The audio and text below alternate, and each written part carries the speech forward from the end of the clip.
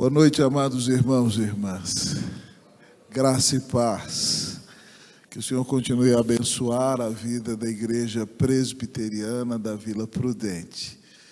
Eu agradeço o honroso convite do amado reverendo Igor, homem de Deus.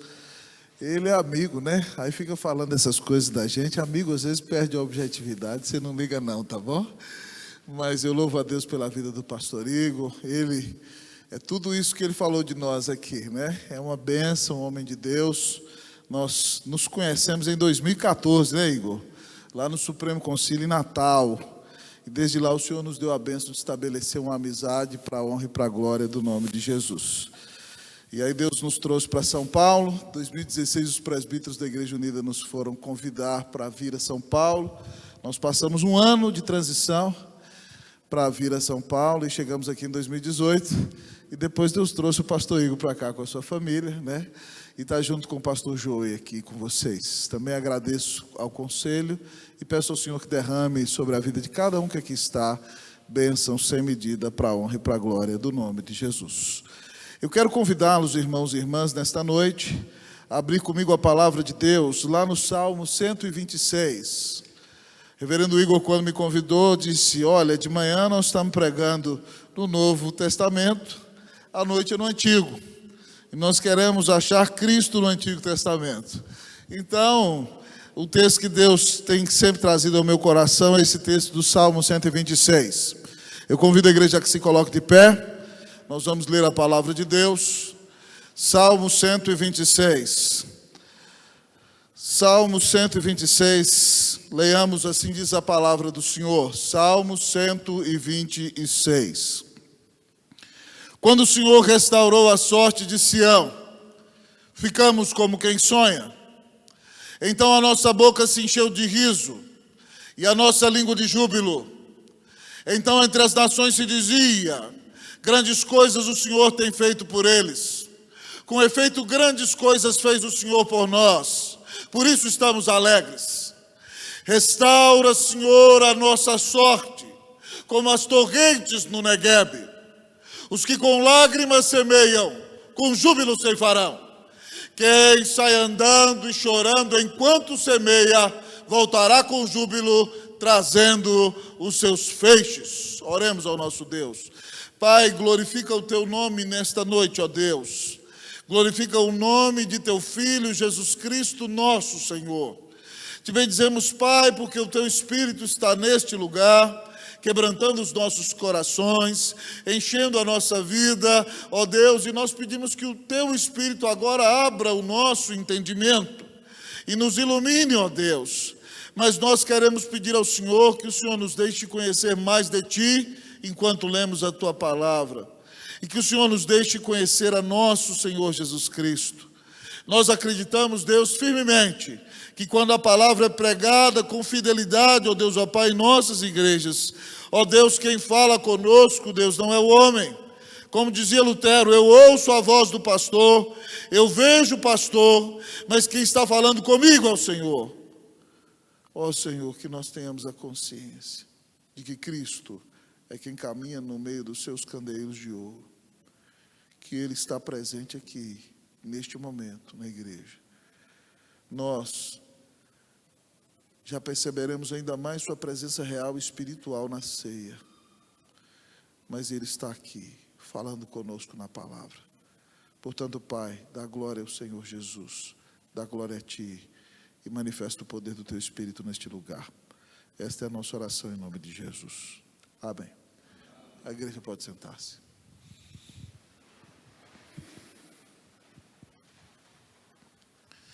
Queridos irmãos e irmãs, dentre todas as circunstâncias que democratizam os homens, sem sombra de dúvidas, uma das mais marcantes é a adversidade. A adversidade não escolhe classe social. A adversidade não escolhe cor da pele. A adversidade não escolhe sexo. A adversidade não escolhe religião. A adversidade mora no barraco, mas de vez em quando ela visita a mansão. A adversidade vem na crise dos relacionamentos e se manifesta no dia da falta de alimentos. A grande verdade e realidade é que a qualquer instante ou a qualquer momento, cada um de nós pode ser assaltado pela adversidade. Haja vista a pandemia do coronavírus que estamos enfrentando, amados irmãos, há mais de um ano, onde Deus chamou para si muitos dos nossos irmãos amados que estão na glória, mas muitas pessoas que também não conheciam a Cristo Jesus faleceram. Nós vemos uma grande luta em nosso país no que diz respeito à política, no que diz respeito também às finanças. Nós enfrentamos dias de grande adversidade. Se nós, amados irmãos e irmãs, estamos enfrentando esses dias e sabemos que a adversidade um dia ou outro virá, sábios nós seremos se nós nos preparamos para enfrentar a adversidade da maneira correta.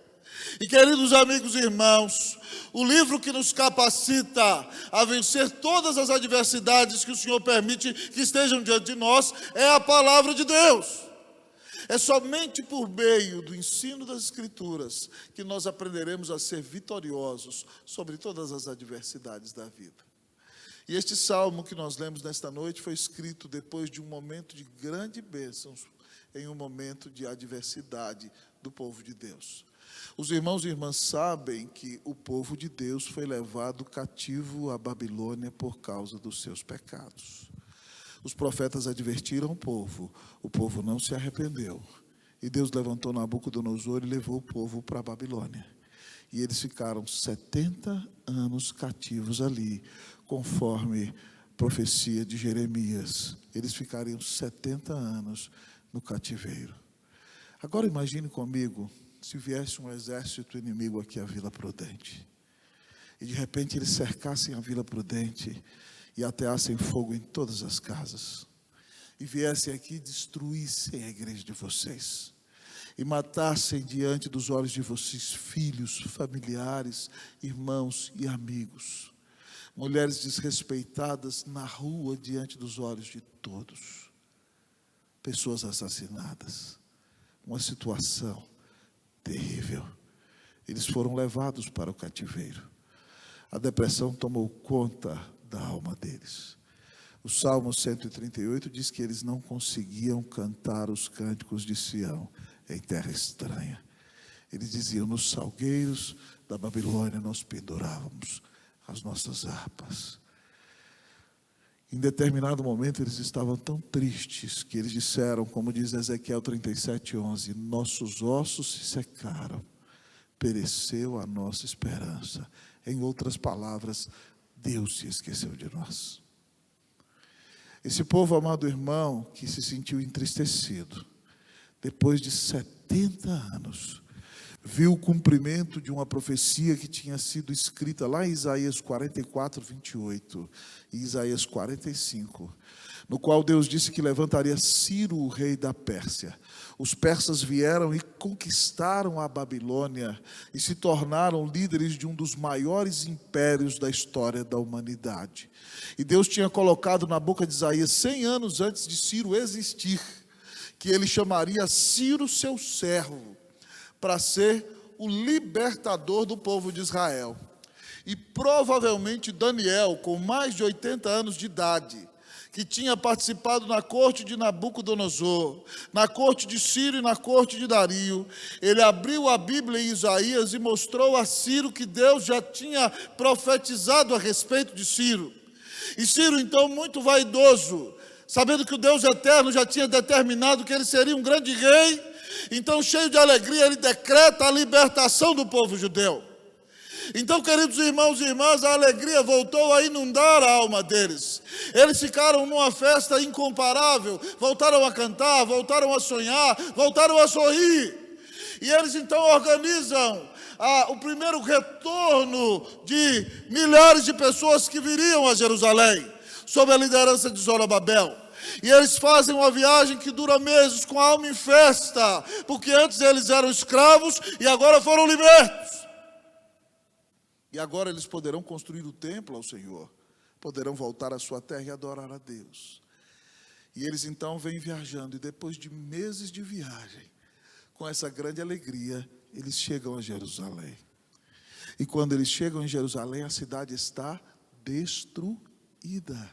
As muralhas estão no chão, as portas queimadas pelo fogo. Depois de um momento extremamente abençoado, eles chegam numa cidade em que não há plantações, não há casas, e as pessoas que moram nos arredores de Jerusalém enfrentam grande miséria. Neste momento agora, então, irmãos, depois de uma grande conquista, eles estão numa situação terrível, uma situação de angústia, uma situação de luta. E o nosso salmo provavelmente foi escrito nesse contexto. E nesse salmo, o salmista nos ensina como vencer a adversidade. Diante de uma cidade destruída, diante de falta de comida, diante de escassez e dificuldade, o salmista nos ensina como vencer a adversidade. Inicialmente o texto da palavra de Deus nos diz: recorde os feitos do Senhor. Como vencer a adversidade? Recorde os feitos do Senhor. Versículos de 1 a 3, irmãos, leiam comigo. Todos juntos leiamos. 1, 2, 3, vamos lá. Quando o Senhor restaurou a sorte de Sião, ficamos como quem sonha. Então a nossa boca se encheu de riso e a nossa língua de júbilo. Então entre as nações se dizia: grandes coisas o Senhor tem feito por eles. Com efeito, grandes coisas fez o Senhor por nós. Por isso estamos alegres. A primeira atitude do salmista é recordar os feitos do Senhor. Ele relembra a grande libertação que eles receberam há pouco tempo. Ele diz: quando o Senhor restaurou a sorte de Sião, ou seja, quando foi decretada a liberdade deles, ele diz: ficamos como quem sonha. Ele nos diz, amados irmãos e irmãs, que a restauração renovou neles a possibilidade de sonhar. Aquele povo que andava deprimido e entristecido agora voltou a sonhar com as grandes bênçãos de Deus em sua vida. E eles dizem então a nossa boca se encheu de riso. Aquele povo entristecido, acabrunhado, deprimido, agora voltou a sorrir. Ele se recorda que a libertação do Senhor renovou o sonho, renovou a alegria. Mas ele diz mais: então a nossa língua se encheu de júbilo. O povo que pendurou as suas harpas dos salgueiros da Babilônia agora voltou a cantar, voltou a louvar ao grande Deus. E você sabe que judeu, quando canta e quando louva, é alegre. Vocês sabem uma música hebraica que diz assim: Avinu Shalom Aleichem, Avinu Shalom Aleichem, Avinu Shalom Aleichem, Avinu Shalom, Shalom, Shalom Aleichem. Que a paz do nosso Pai seja sobre vós. E os judeus, quando cantam isso, balançam, não é? Balançavam as vestes, faziam festa. Eles voltaram a louvar com júbilo.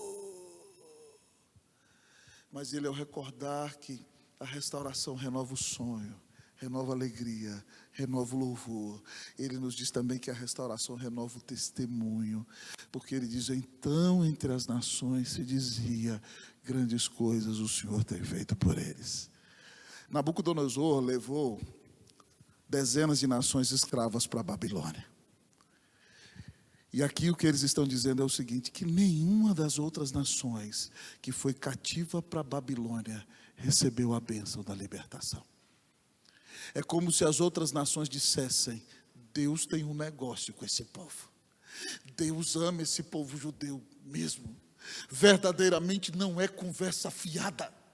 Eles são o povo de Deus. Grandes coisas o Senhor tem feito por eles.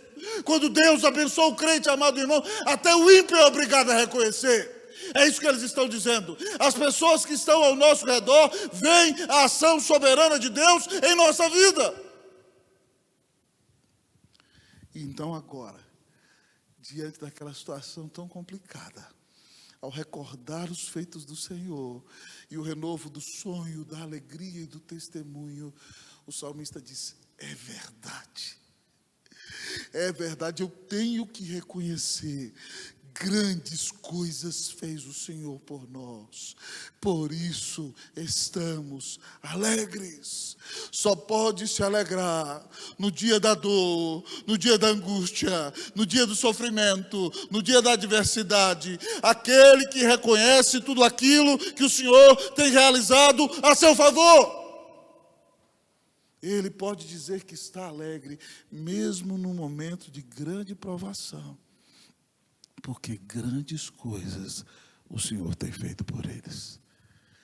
Ah, meus queridos irmãos e irmãs, nós temos vivido dias tão difíceis, mas eu quero convidá-los a recordar nesta noite o que o Senhor fez por cada um de vocês.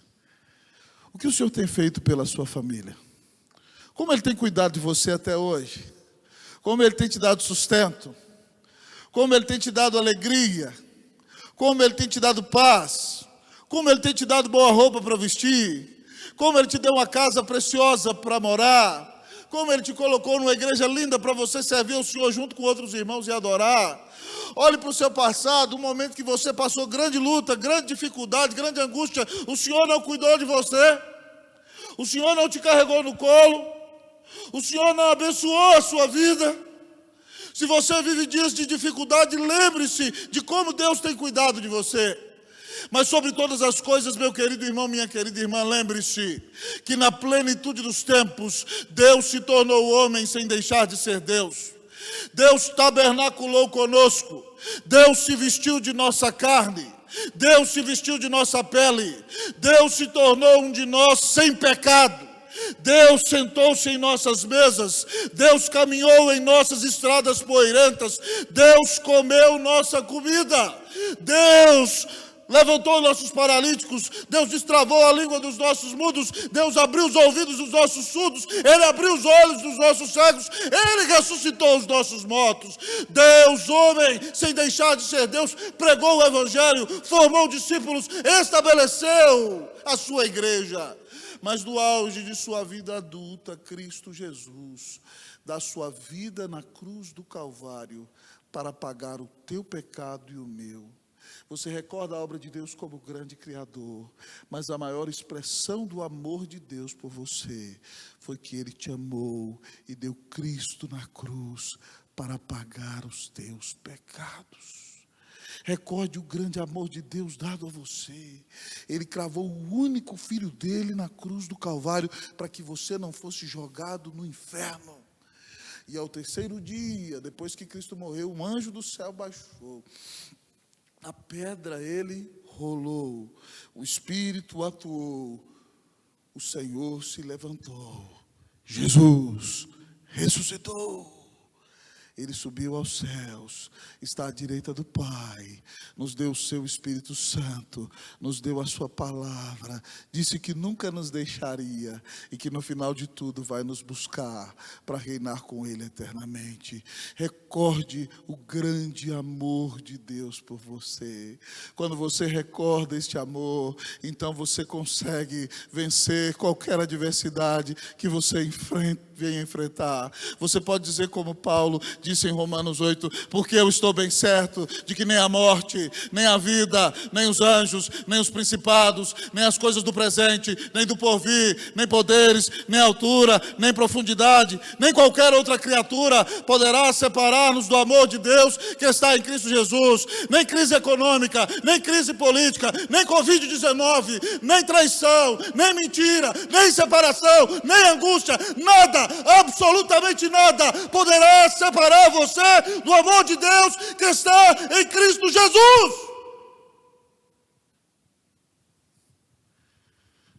Se você entende o tamanho da salvação que recebeu, você vai viver para glorificá-lo. Você vai ficar firme. Ao pensar nesse evangelho maravilhoso, que nos chama a recordar os feitos do Senhor, eu me lembro daquele hino que diz, irmão, cante comigo, vamos lá. Cristo me amou, vamos lá? E me livrou, o seu imenso amor me transformou, foi seu poder, o seu querer, sim, Cristo Salvador me transformou. Nunca ninguém te amou como Jesus te ama. Ele deu a vida na cruz para te salvar. Nada, absolutamente nada, vai tirar você das mãos de Jesus. Recorde o grande amor do Senhor por você, e assim você será vitorioso na adversidade, em nome de Jesus. Amém.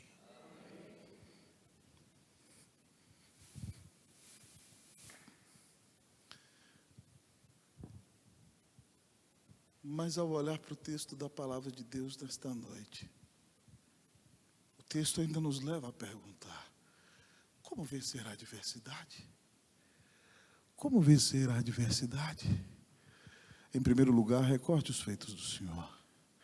Em segundo lugar, ore por restauração. Como vencer a adversidade? Ore por restauração. Versículo de número 4. Eu vou ler uma vez, a igreja vai ler segunda vez. Versículo 4 diz assim: restaura, Senhor, a nossa sorte como as torrentes no Neguebe. Vocês, irmãos e irmãs.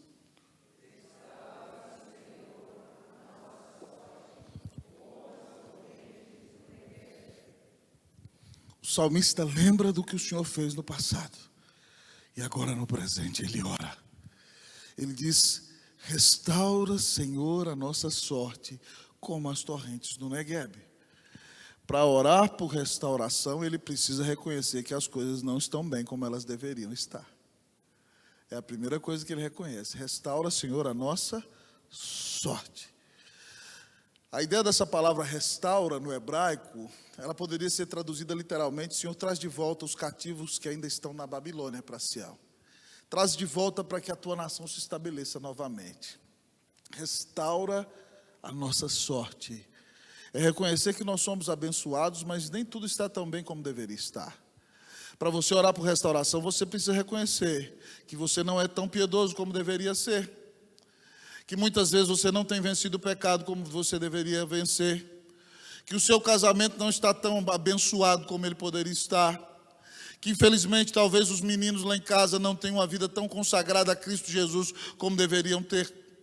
Que a igreja não está priorizando o primeiro amor como deveria priorizar. Que nem todos nós estamos falando de Cristo Jesus como deveríamos falar. Nós precisamos reconhecer o que está mal na nossa vida, meus irmãos e minhas irmãs. Mas nós precisamos reconhecer o restaurador. Ele diz: restaura, Senhor. E se você olha para esse nome Senhor aí, ele está totalmente em maiúsculo. Ele é o nome de Deus no Antigo Testamento. É o nome que você não poderia tomar em vão. É Yahvé, o tetragrama. Esse nome foi o nome com o qual Deus se revelou a Moisés quando disse que ia libertar o seu povo do Egito. Yahvé significa eu sou o que sou. E esse nome relembra alguns atributos que só Deus tem. Quando Deus diz que se chama eu sou o que sou, significa que ontem Deus é, hoje Deus é e amanhã Deus é o mesmo. Ele é o Deus imutável.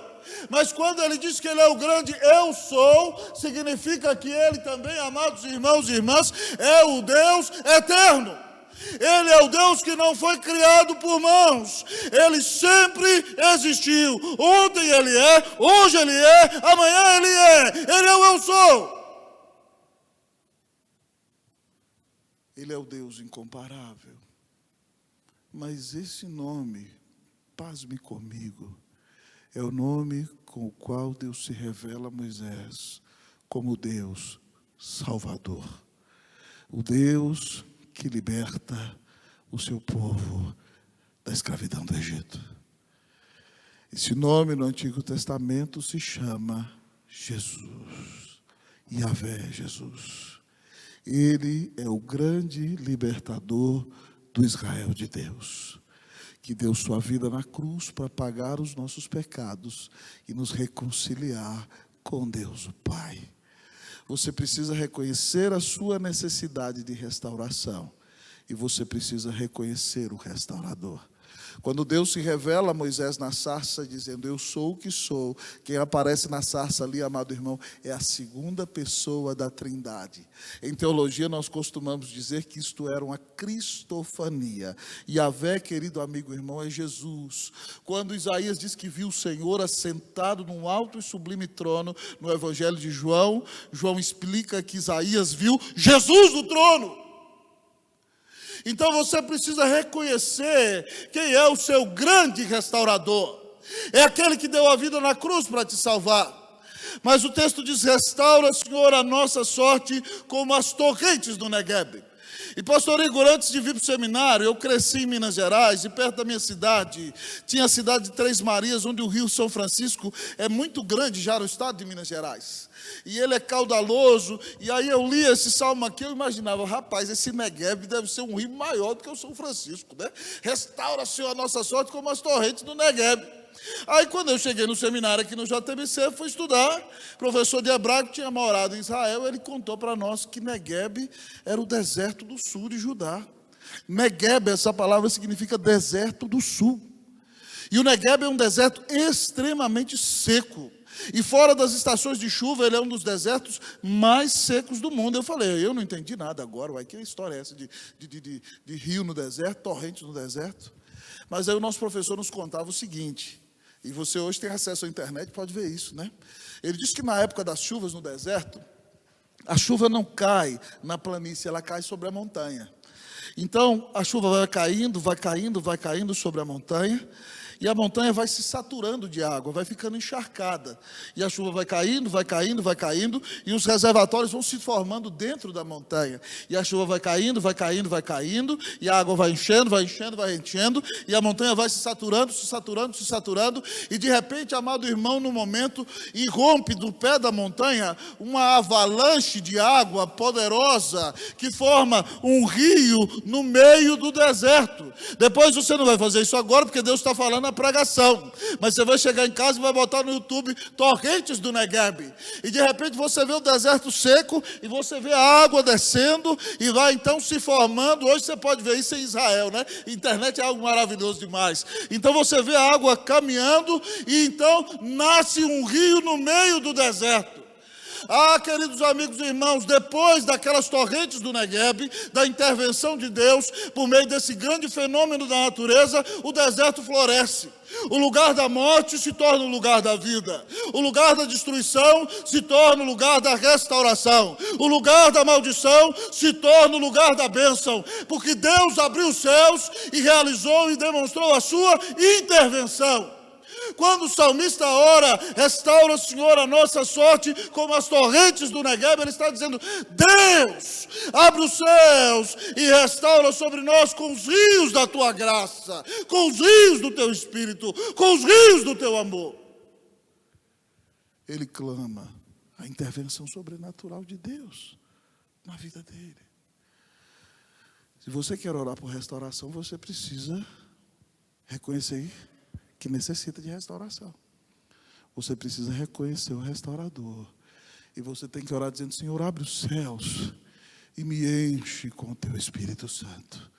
O Senhor já te deu o Espírito Santo no dia da conversão. Ele já habita em você. Então você tem que dizer, Senhor, que os rios do teu Espírito inundem a minha vida. Que o Senhor me encha da tua presença, de maneira que quando o Senhor passar varrendo todas as coisas, a minha vida seja restaurada e eu resplandeça a luz de Cristo Jesus onde eu estiver. O nosso grande pioneiro, o reverendo Ashbel Green Simonton, que foi usado por Deus para plantar a igreja presbiteriana do Rio de Janeiro, que esteve aqui em São Paulo e convidou o seu cunhado, reverendo Blackford, para começar a igreja em São Paulo, que ordenou o primeiro pastor presbiteriano do Brasil, o reverendo José Manuel da Conceição, que organizou o nosso primeiro presbitério, o presbitério do Rio de Janeiro, que fundou o nosso primeiro seminário, o seminário primitivo da Igreja Presbiteriana do Brasil, que em 8 anos no Brasil casou-se, viu sua esposa morrer, e depois, jovem, amados irmãos, veio perder a sua vida no nosso país. Ele que chegou ao Brasil com 26 anos de idade, faleceu aos 34, foi muito usado por Deus. Simonton tinha um diário, que foi editado pela nossa editora Cultura Cristã. E usando uma linguagem do seu tempo, não para falar de batismo do Espírito Santo como segunda bênção, mas para falar do que nós chamamos de enchimento de Espírito, no final do seu diário, Simonton diz assim: oh, quem me dera um batismo de fogo, que me purificasse das minhas escórias, que me desse um coração totalmente de Cristo. Ele viveu num tempo de avivamento. Batismo de fogo era um sinônimo para enchimento do Espírito Santo. Ele diz: oh, quem me dera um batismo de fogo que me purificasse das minhas escórias, que me desse um coração totalmente de Cristo. Você já orou assim: ó Senhor, quem me dera que Tu me esvaziasses de mim mesmo e me enchesses de tal maneira do Teu Espírito Santo, que eu começasse verdadeiramente a viver para a Tua glória, a manifestar o fruto do Teu Espírito, e a intervenção do Senhor se manifestasse clara e inequívoca na minha vida. Você precisa de restauração, meu irmão? Como é que está a sua vida de oração? Como é que está a sua vida de leitura bíblica? Você tem comunhão íntima e pessoal com o Senhor? Todos os que estão ao seu redor poderiam dizer que a sua vida demonstra claramente o fruto do Espírito: amor, alegria, paz, longanimidade, benignidade, bondade, fidelidade, mansidão e domínio próprio são características inequívocas da sua vida. Você é uma bênção. Lá na sua casa, se forem dar testemunho de você, vão dizer: meu marido é uma bênção, minha mulher é uma bênção, papai é uma bênção, meu filho é uma bênção. Lá na sua escola, dirão de você: esse é um jovem que anda com Deus. No seu trabalho diriam: esse é um homem de Deus, essa é uma mulher de Deus. Meus queridos irmãos e irmãs, nós precisamos entender que muitas vezes o Senhor manda adversidade para nós, para quebrantar o nosso coração, para nos humilhar, para nos trazer de volta para Jesus, para nos fazer mais parecidos com o Filho de Deus. Eu vi muitas pessoas se voltarem para o Senhor nessa pandemia. Gente que andava fria, gente que não orava mais dentro de casa, gente que não conversava com a palavra sobre os filhos. Deus mandou a crise e colocou todo mundo dentro de casa. E eu vi irmãos voltarem a orar com a esposa, voltar a conversar sobre os sermões com os filhos, voltar a louvar a Deus dentro de casa. Preste atenção, a crise veio para que você entenda que você não é nada sem Jesus. Então ore por uma restauração do céu na sua vida. Vamos orar por um reavivamento, amém, meus irmãos? Vamos orar. John Knox, o pai do presbiterianismo, orava: Senhor, dá-me a Escócia para Jesus, senão eu morro. Você pode orar: Senhor, dá-me a minha família para Jesus, senão eu morro. Senhor, dá-nos a Vila Prudente para Jesus, senão morreremos. Eu gosto muito da frase do nosso amado príncipe Hernandes. Ele diz que quando a igreja ora, os céus se abrem, a terra treme, o inferno teme e coisas novas acontecem na terra. Quando a igreja ora, os céus se abrem, a terra treme, o inferno teme e coisas novas acontecem na terra. Vamos orar, irmãos? Vamos ver o céu se abrir? Vamos ver a terra tremer, vamos ver o diabo temer, vamos ver o diabo fugir, e vamos ver o Senhor realizar grandes coisas em nosso meio, para a honra e para a glória do Senhor Jesus. Que você seja reavivado na sua vida de oração, que você tenha o compromisso de invocar o Senhor todos os dias da sua vida, que você venha na reunião de oração da igreja, que você dobre os seus joelhos e veja o Senhor intervir poderosamente na sua vida, de maneira que você morra para si mesmo e seja cada dia mais e mais parecido com Cristo Jesus. Que Deus te visite com restauração em nome de Jesus.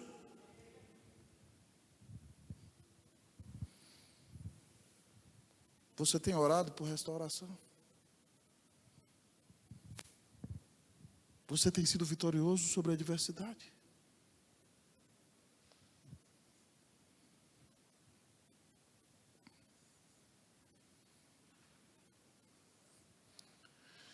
Como vencer a adversidade? Recorde os feitos do Senhor, ore por restauração, mas espere a resposta do Senhor. Como vencer a adversidade? Recorde os feitos do Senhor, ore por restauração, mas em último lugar, espere a resposta do Senhor. Nós vamos ler versículos 5 e 6. Eu leio o versículo 5, a igreja, o 6, assim diz o texto da palavra de Deus. Os que com lágrimas semeiam, com júbilo ceifarão. Vocês os 6.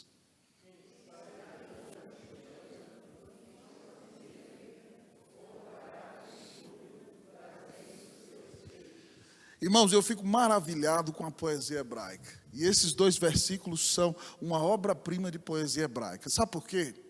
Porque a poesia hebraica, ela não rima os fonemas como a nossa poesia.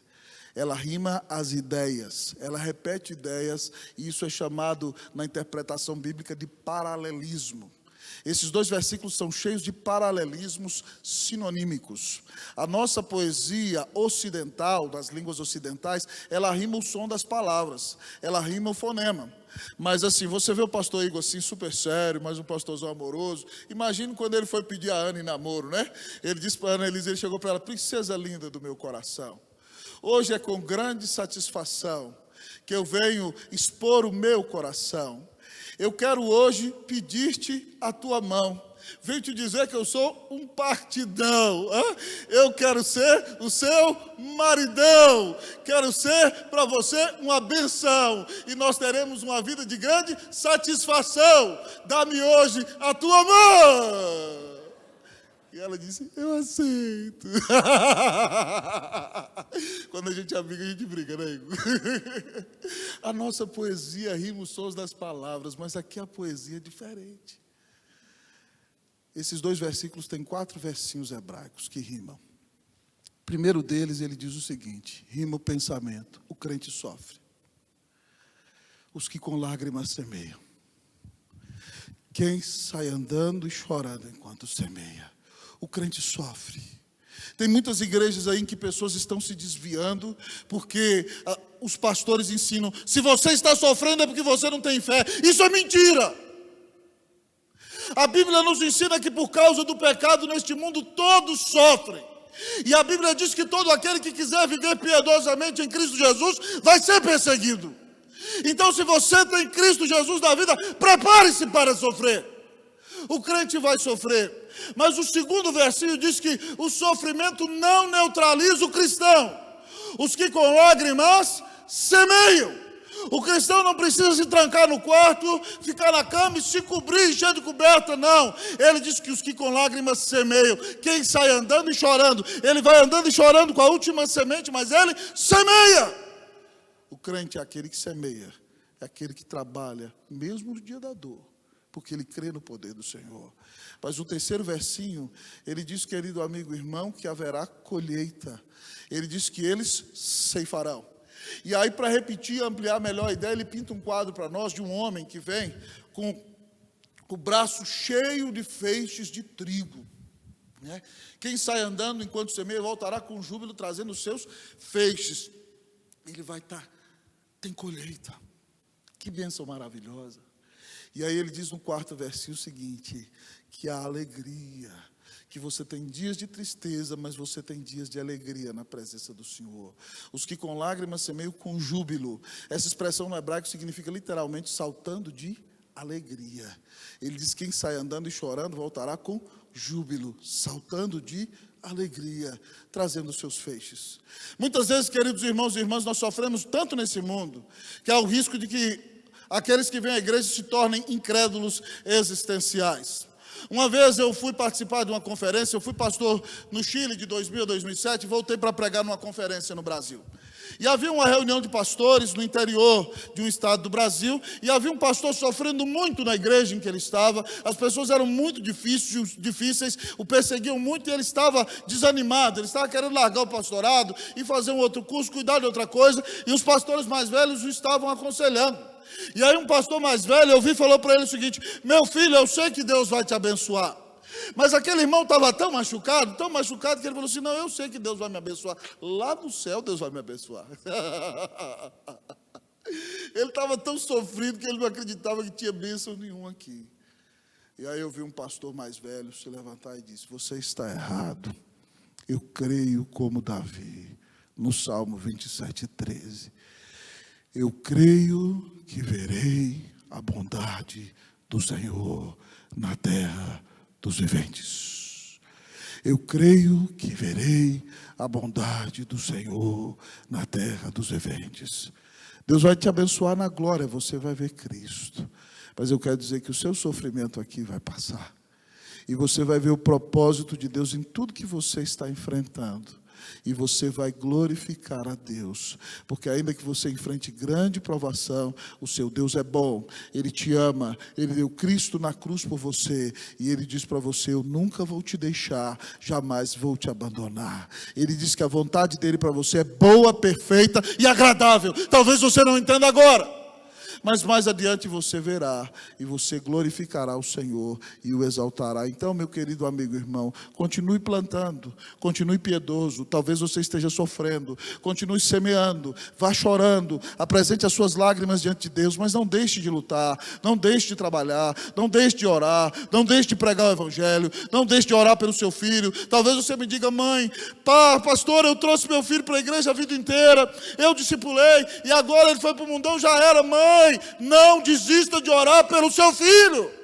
Lute pelo seu filho. Deus é quem sabe soberanamente quando ele vai voltar ou não. Então, meu querido irmão, minha querida mamãe, nunca deixe de orar, nunca deixe de semear. Talvez você está aqui, meu querido amigo e irmão, seu casamento está enfrentando um grande problema. Continue lutando em oração, continue tratando sua esposa com amor, dobre os seus joelhos, preste atenção, Deus soberanamente determinou dar-nos algumas bênçãos por meio da oração. Então você tem que continuar semeando. Você tem que continuar lendo a Bíblia dentro de casa. Você tem que continuar dando testemunho. Os que com lágrimas semeiam, com júbilo ceifarão. Quem sai andando e chorando enquanto semeia, voltará com júbilo, trazendo seus feixes. Não se desespere. Não olhe para as circunstâncias. Olhe para o Senhor, para continuar lutando e para ser vitorioso, para a honra e para a glória do nome de Jesus.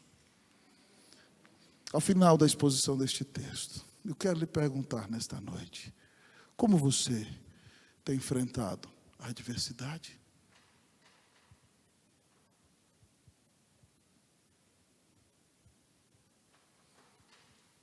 Você só anda murmurando? Só anda reclamando de Deus? Você se tornou um incrédulo existencial? Vem à igreja por mera tradição, mas já não acredita em mais nada?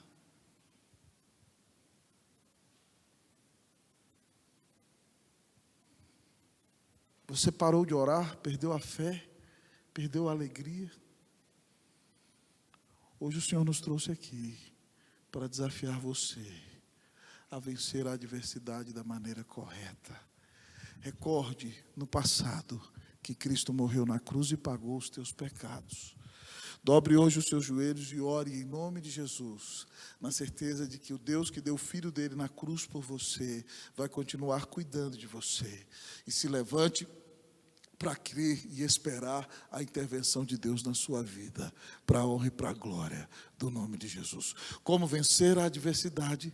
Recorde os feitos do Senhor, ore por restauração, espere a resposta do Senhor. Que Deus te dê vitória sobre a adversidade, em nome de Jesus. Amém.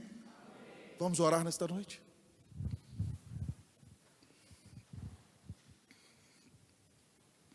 Você ouviu essa mensagem e diz, pastor, Deus falou comigo. Eu quero aprender a recordar os feitos do Senhor. Eu quero ver restaurada a minha vida de oração. Eu quero ser um homem cheio de esperança, uma mulher cheia de esperança, porque Cristo me amou e morreu por mim. Se você precisa de graça de Deus para ser vitorioso sobre a adversidade e pede ao Senhor que aplique essa palavra ao seu coração e que você a pratique, eu gostaria de orar por você. Fique de pé onde você está nesta noite, em nome de Jesus. Se você quer ser uma pessoa que diz, eu quero ser vitorioso sobre a adversidade, em nome de Jesus. Amém. Amém. Fique de pé rapidamente, irmão, porque Jesus não precisa nem de mim, nem de você. Somos nós que precisamos dele. Vamos orar. Querido Deus, eterno Pai, muito obrigado pela tua palavra. É impressionante, Pai, como a Tua palavra se renova. Quantas vezes nós já não lemos esse texto? E todas as vezes que o lemos, Senhor, parece que o Senhor... Parece não. Verdadeiramente o Senhor está aqui falando conosco, nos dando esperança e restaurando a nossa vida. Muito obrigado, Deus, pela Igreja Presbiteriana da Vila Prudente, porque ela é uma porta aberta pelo Senhor. E quando o Senhor abre uma porta, ninguém fecha. Muito obrigado pelo ministério do reverendo Igor aqui, também pelo ministério do reverendo Joe. Muito obrigado pelo conselho da igreja, pela junta diaconal, por cada uma das ovelhas de Jesus que faz parte desta igreja. Pai, nesta noite, humilhados diante de Ti, nós recordamos do grande amor que o Senhor deu a nós. Pai, nós sabemos que nós merecíamos o inferno. E se o Senhor fosse nos tratar conforme os nossos pecados merecem, nós já estaríamos queimando e ardendo no fogo do inferno. Mas o Senhor nos amou e deu Cristo por nós. Nunca nos deixe esquecer, Pai, deste grande e maravilhoso amor. Nunca nos deixe esquecer, Pai, o quanto custou a nossa salvação. E que nos momentos mais desesperadores da nossa vida, quando Satanás quiser soprar nos nossos ouvidos que o Senhor se esqueceu de nós, que nós mostremos a Ele e ao mundo inteiro a cruz que foi cravada na plenitude dos tempos no Monte da Caveira, demonstrando que o Senhor nos ama e deu seu Filho na cruz para nos salvar. Nós recordamos esse amor maravilhoso e Ele então renova a nossa esperança. Porque Cristo morreu por nós, nós voltamos a sonhar, nós voltamos a sorrir, nós voltamos a cantar, nós somos um testemunho para aqueles que estão ao nosso redor e nós podemos nos alegrar. Mas, Pai, nós precisamos de restauração. Pedimos perdão ao Senhor muitas vezes pela frieza espiritual. Pedimos perdão, Pai, porque a correria da cidade de São Paulo nos toma tantas vezes, Senhor.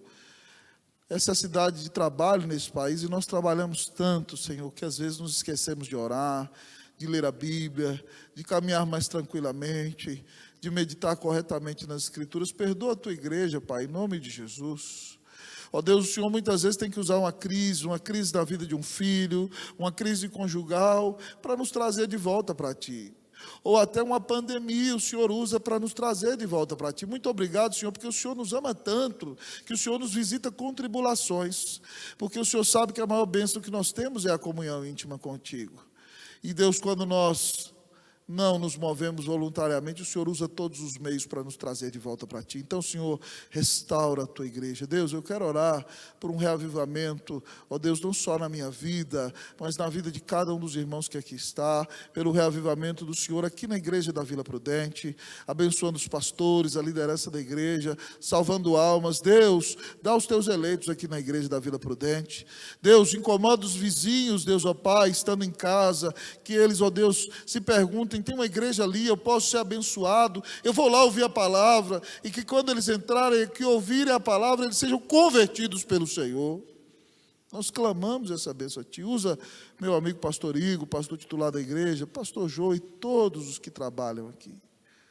Pai Santo, ajuda-nos a entender que a nossa esperança está no Senhor. Então, se alguém aqui está desanimado, deprimido, tira os olhos desse irmão das circunstâncias. Que ele crave os olhos em Jesus e que ele saiba que a bênção do Senhor está sobre a sua vida aqui e que na glória nós veremos a Cristo Jesus. Nós esperamos na resposta do Senhor. Restaura-nos, Deus, e dá-nos vitória sobre a adversidade. Esta é a nossa oração, em nome de Jesus. Amém. Amém. Reverendo Igor, a igreja pode sentar-se.